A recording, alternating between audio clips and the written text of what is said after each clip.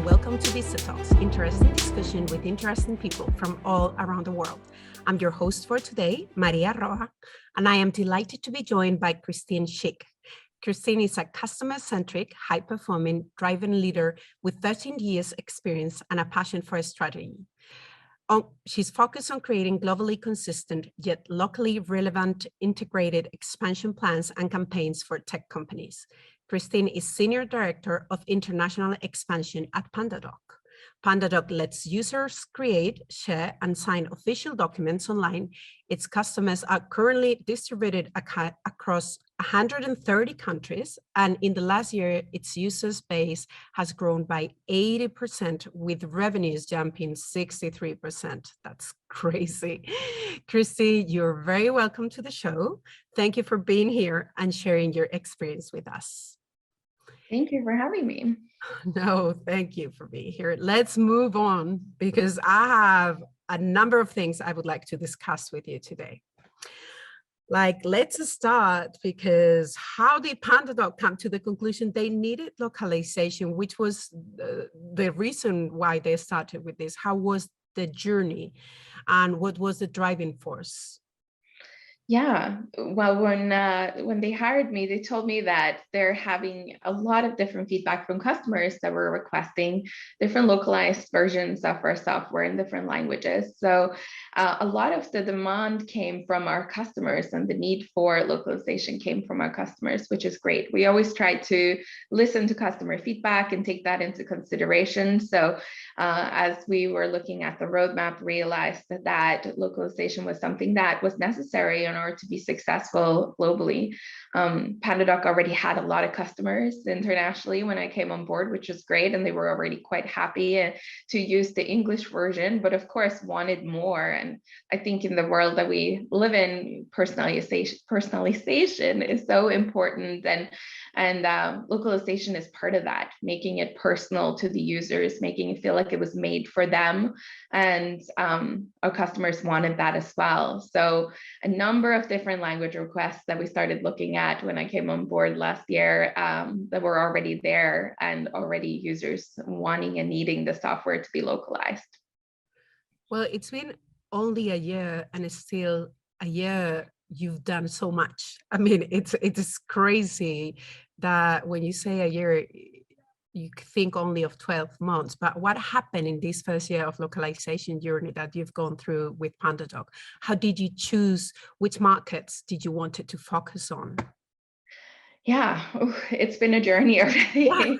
Yeah, just a year, but we've done a lot. So when I started, I got the assignment to start looking at which countries and languages we should be tackling. So I did a ton of research, and I looked at how other companies had selected their markets. I listened to many of different types of podcasts like this one, read articles, talked to other people that do this, and trying to figure out how to best choose markets, because most of the time these decisions, they come from the CEO and you just kind of get handed them. But in my case, I had the luxury of being able to pick these and pitch them to the executives.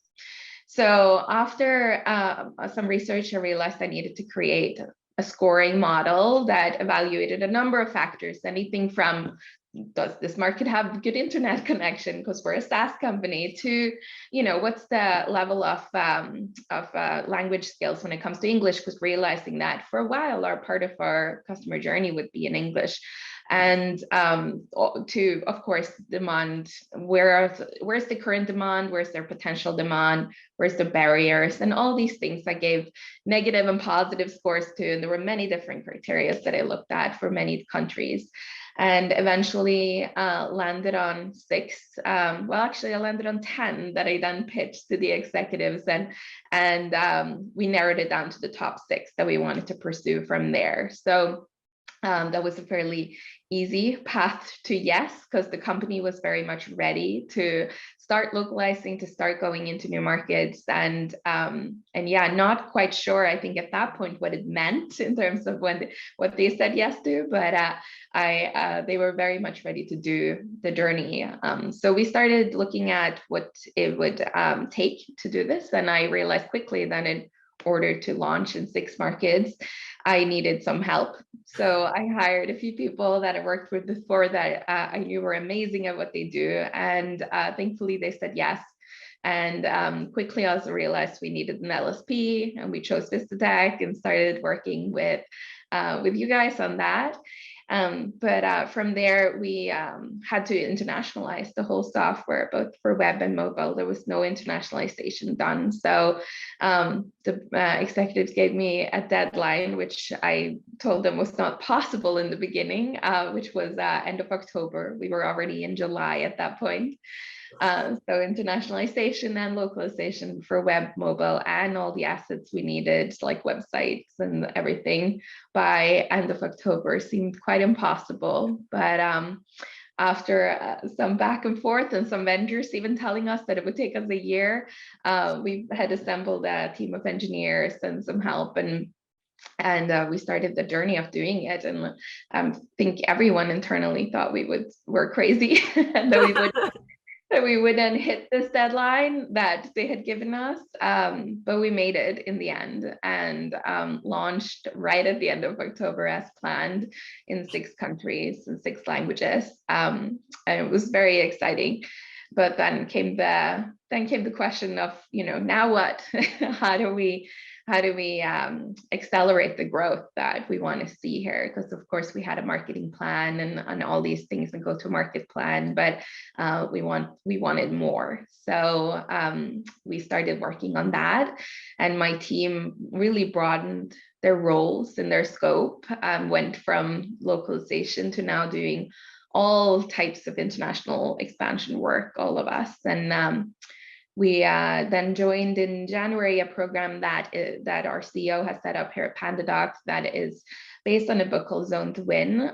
It's a framework for a discovery motion, as they call it, where we enter incubation and become a very self-sufficient team. And so we did that.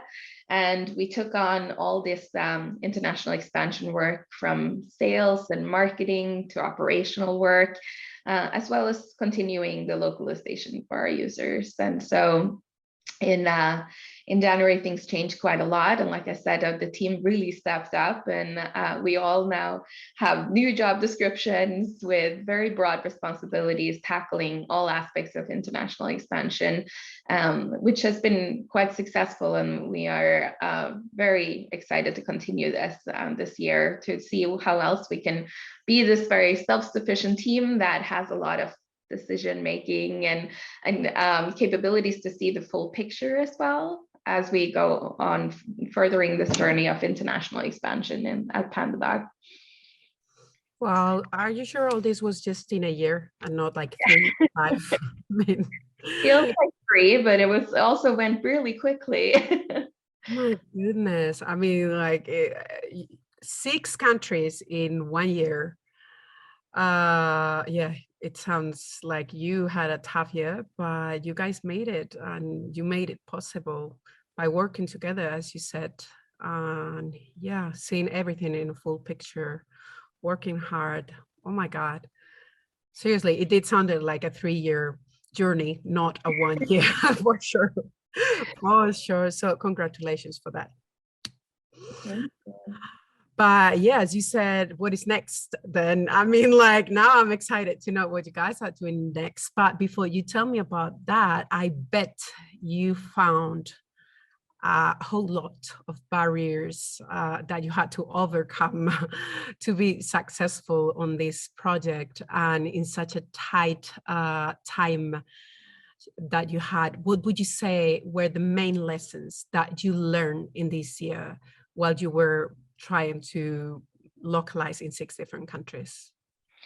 Yeah, there were many. I think the first thing that I started looking at was how we educate the organization. PandaDoc is an incredible company, and I feel very lucky because we are already very global in nature. So I came on board, and this was one of the things that attracted me to PandaDoc, that they were actually founded by 2 founders that were from Europe. They already had a number of employees in Europe, and there was a lot of that kind of global DNA in the company already, which made it much easier. Even though it's an American company, they were already used to having people in different countries and regions, and internally dealing with multiple languages, and anything from HR to operational items in different countries. So that made it actually a lot easier than at my previous companies, where they've been much more settled in the US first, and really having to introduce a lot of those aspects to the company, in addition to localizing and doing all the work on the external side towards the customers. But it came with another set of challenges when we looked at, what is localization and how does this impact our customers? Why should we localize? All these questions were still there, because although we were used to it internally, we weren't used to doing this for our customers. And so we had to go through a number of different alignment points, where we assembled first a task force and tried to make sure all the departments were aligned to the plans, because this would impact customers in different ways, and we wanted to educate them on what this meant and what does it mean to go into new markets. And that was certainly challenging at times, to get everyone to wrap their head around, this is now a new audience that doesn't necessarily understand what you're producing in English, and now we need to take that into consideration from the start and be mindful of that. And I was very much an advocate for having the whole customer journey in their respective languages, because now we are selling to an audience that perhaps will then have a knowledge gap if not, and could have a difficult experience if we miss something. So we looked at really everything from start to finish, and getting our hands around that was also something we needed to figure out. It isn't just the software or just the website, it's all the emails they get, it's the support side, it's the interactions they have with us, even through our chat, like all these different things. And we aren't perfect yet by any means. There are still areas where we need to localize and fill in those gaps, but we try to cover all the most important points and look at it from that customer perspective first, and not just kind of what would look nice or be flashy, but really what does the customer need in order to have a good experience with us, which I think is so important when you start localization. So those things were challenging. I think another challenge that we keep solving for is the scope. We are very lucky to be an international expansion team, and localization is part of that, but that means that our scope is very big. So it's not only localization, which is huge in itself, and many teams, have a struggle of wrapping their heads and minds and hands around that. We also tackle all these other topics of how we go to market, and how we take PandaDoc into these markets strategically. But at the same time, it is a blessing for the team that is working on localization, as they get to really be empowered to make strategic decisions as to what gets localized. They control the budget of localization, and what we localize and why we localize certain things, and can also help guide other departments when they come to us with requests for users that they're interacting with on this is where we want to take this and how we are going to market. And here's why we should localize these assets instead of maybe what you originally thought about. So there's pros and cons to this for sure. But yeah, I think one of the main lessons this year has been like, it just takes time, and we're not there yet, but we have done a lot of work, and it just takes a lot of time to get there, and having that patience has definitely been challenging as well. Well, you're in the right path for sure. And it's always, there's always a path to follow, and there's things to learn from, and you're doing the right thing. So that's the good thing to do. And you kind of introduced it before when you were talking about the challenges you have and aligning with the client and all that. But how do you do at PandaDoc aligning localization with other strategic functions in the organization? Because you were talking about it, and you need to, in order to do all these things you were saying, you need to activate key departments to go global. As you were saying, it's not only in the country, but also like the emails and all that. So how do you do it with the web, the international marketing team? Tell us a little about it. Yeah, I always say like international expansion is a team sport. Like you cannot do this on your own, and you cannot go at this journey alone. You need the other teams and departments within your organization to pull along with you, because it's huge. And we certainly have done a lot to try and align to those departments, figure out what their needs are. And I think this is kind of the part of the magic of an international expansion team and localization in general, is you really get the big broad picture of the organization. You see what they're all doing, what they're all working on, and how that fits together. So we spent a lot of time just understanding what each and every department's, what they work on, and what are their assets, and what do they do with them, and how does our customer use those assets, and where do we maybe have gaps for our international audience as well, which is just as important to identify. But from there, we've created tons of materials for our organization. We have an internal wiki page where we post updates, educating them on the international markets, on how we go to market, our strategy. Like I mentioned, the task force was critical in the beginning to work with the different departments and help align. And then I think the central governance is something we're very lucky to have at PandaDoc for localization and internationalization in general. We are, like I said, a very self-sufficient team that then can span out to different departments, but at the end of the day, it comes back to us, and we have that big picture and the big overview. So what's happened is that other departments will come to us and seek advice now, and what should we localize? How should we do this? Can you help us? Which is great. There's no one kind of going off in their own direction, which I have had happen before, and it's hard to wrangle. And so very happy at PandaDoc that it is so centralized, and that we get to be part of all those conversations with the different departments, because they need us in order to do the work. They do. Yeah, they do. And as much as we need them as well, of course. Of course, 100%. It's a teamwork. Yeah. Exactly. I love the internal wiki page. I think we need to talk about that in VistaTalks too, so we all understand each other's job. I mean, I think it would be great. It's a great idea. Would you be willing to share with us how does your localization team operate on a daily basis? Yeah, I I don't really have a perfect answer to this, because every day is so different. Oh.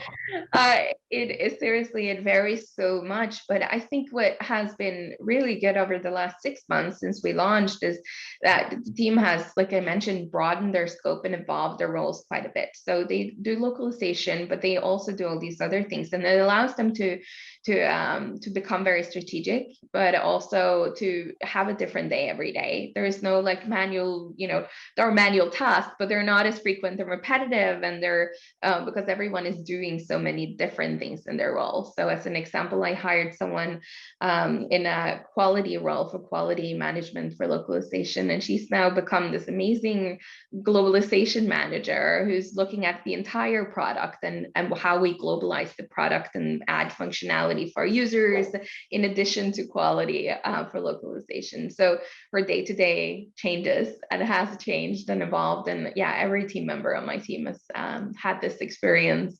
So no day is the same. And I bet they love that. They love that, exactly. Yeah. Now I ask them if they want to give it up, and they're like, no.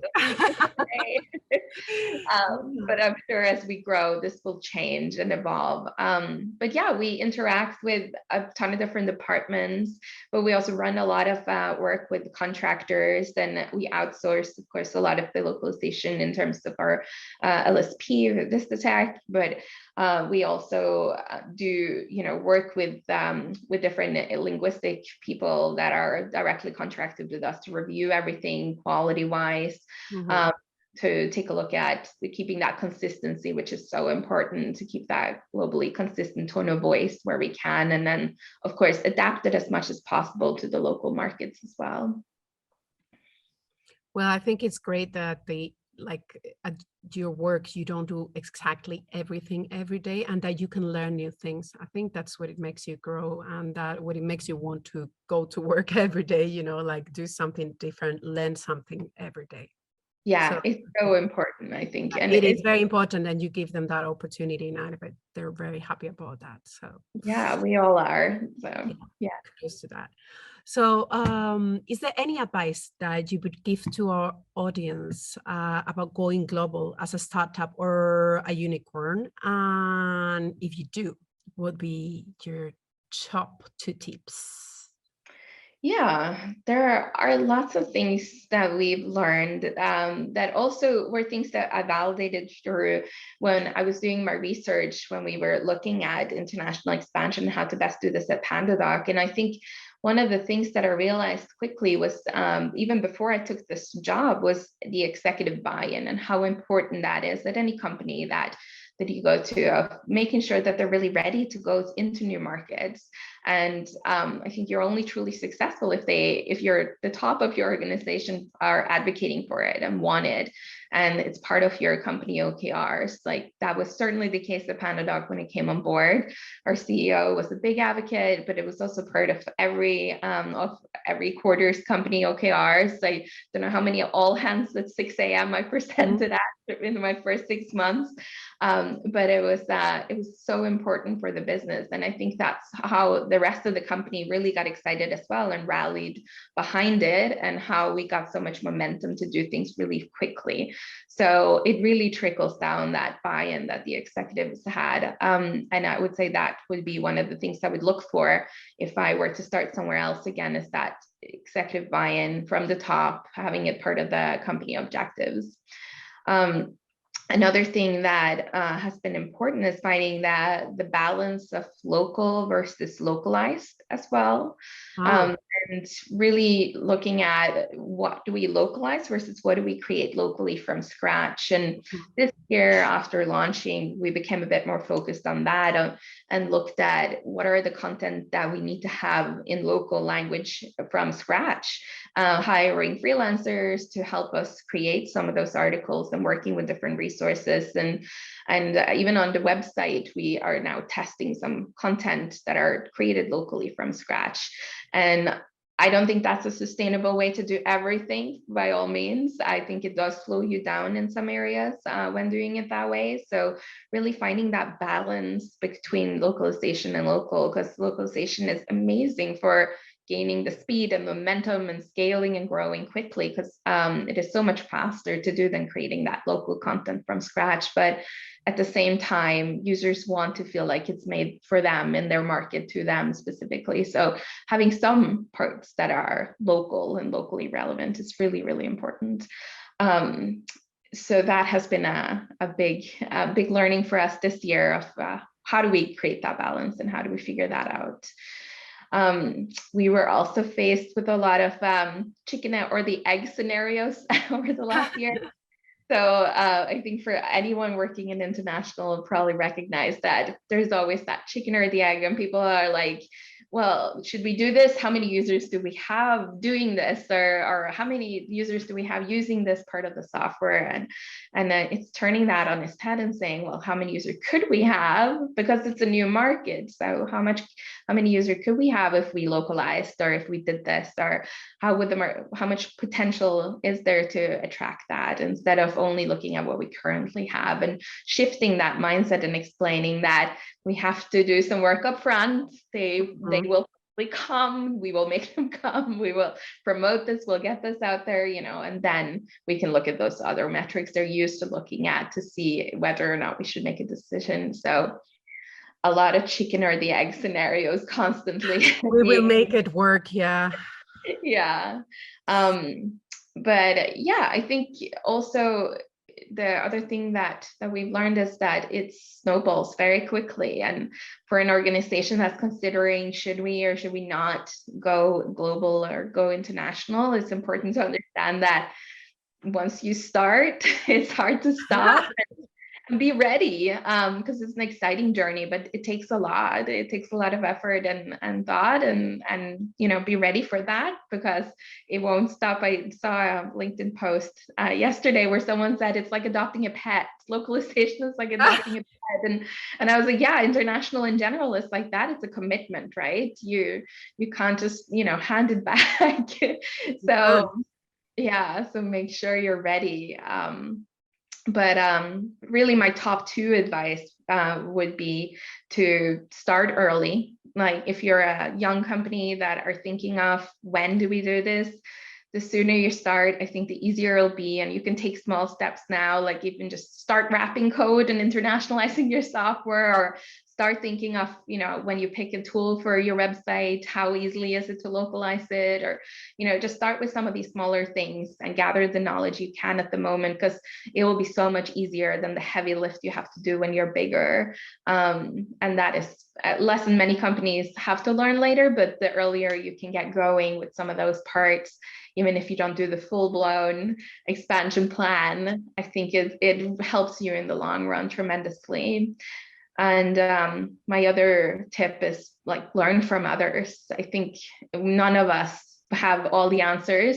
This is still such a broad topic, but also so unfamiliar to so many. So learn from others. There are people doing this outside of you, and there's so many people that have great ideas, and what works for them might not work for you, but there's always something there to be learned in their successes and failures, and how you can apply that to your organization. So, keep asking questions, keep being curious, and just learn from everyone you meet as much as you can. Yeah, don't be scared of failure too. Yeah, absolutely. That's equally important. There's so much to learn in your failures. So much. And you can do 6 countries in 1 year. That's another tip. I mean, like, that's another learning. You can do 6 countries in 1 year. Yeah. Something we learned, actually. No, It's fun. of course you can. I mean, like, if you have a team behind you that is supporting you, a company that is supporting you, I mean. Yeah, that's critical. Yeah. Yeah. Well, those are great tips. And I bet our audience is already listening to it and taking notes and making sure they can do this next year. For sure. They're already working on it.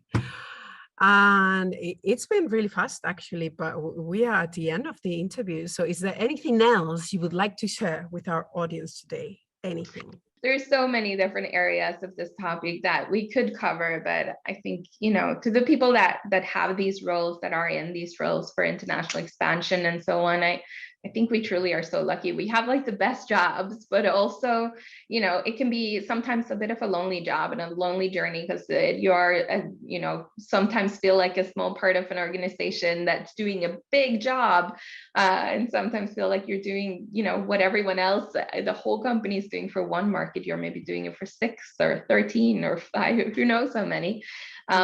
So, work with peers that are doing similar jobs elsewhere, and start building bonds with the other departments and explain what you do, because so much of this is, part of it is just people don't know what localization is. I get the question all the time, how many of these languages do you speak, and how many does your team speak? And it's not about that. But it certainly helps, but it's not about that. And when people start wrapping their head around international and localization and all of the different topics that we cover, they really are amazed. And I do think we have truly the best jobs. There's so much to learn in this role, and there's so much knowledge to be gained. And it's really an exciting time to be in this type of work as well, where we can be part of this change that we're seeing in the world, where localization is becoming more and more important, and people are being more attracted to it as well, with foreign shows and different things. So yeah, it's a good time to be doing what we're doing, but it's definitely comes with a lot of fun challenges as well. It does. And you're right. It's not all about how many languages you speak, which is something really funny, because everyone thinks that because we do work in localization, you need to speak like 300 languages or you won't be doing your job right, which is funny that they make this assumption. The other day, we did an event that it was with our brand, All Things Global. It was called Best Practices for Building a Global Center of Excellence, with Nicole Kittle-Bro from Roku. And the first thing she said is sometimes she thought she was the only she's director of localization at Roku, and she said, sometimes I think I'm the only director of localization who only speaks English. That's my only language. I don't know any other language. And so many people who were attending the event were writing, me too, I only speak English, and it's so funny that you're saying this now. There's no need. You guys are great at your work, and that's all that needed. I mean, what you're doing when you're talking about localization, and when you're going to other countries and what the customer needs, which is the most important thing. You don't need to learn, you don't need to know every single language that is spoken into the countries that you guys are going, but it's something that people think you do, right? Yeah, I certainly think it really helps with empathy when you do know another language. So you can really empathize. I mean, for me, I learned English when I was 6, and my native language is Norwegian, but I can empathize with so many of my family members don't speak English yet. And I bring my husband who only speaks English to them, and it's hard to communicate. So I think you generate some empathy, and that really helps you in your role to understand what the users are going through and the customers, that you deal with. But by all means, this is why we have amazing LSPs who can do the localization for us, and we don't have to speak all these languages, thankfully. So. Yeah, exactly. There's no need. You just guys know what the customer wants, and you empathize, as you say, with them. And that's all you need. You don't need to speak 1,000 languages. Yeah. Well, this was a great VistaTalks. Thank you so much. This is the end of today's show with Kristine Sheikh. Thank you, Kristine. Please make sure to tune in again to see or to listen to the next VistaTalk show, where we will be discussing more interesting topics with interesting people from all around the world.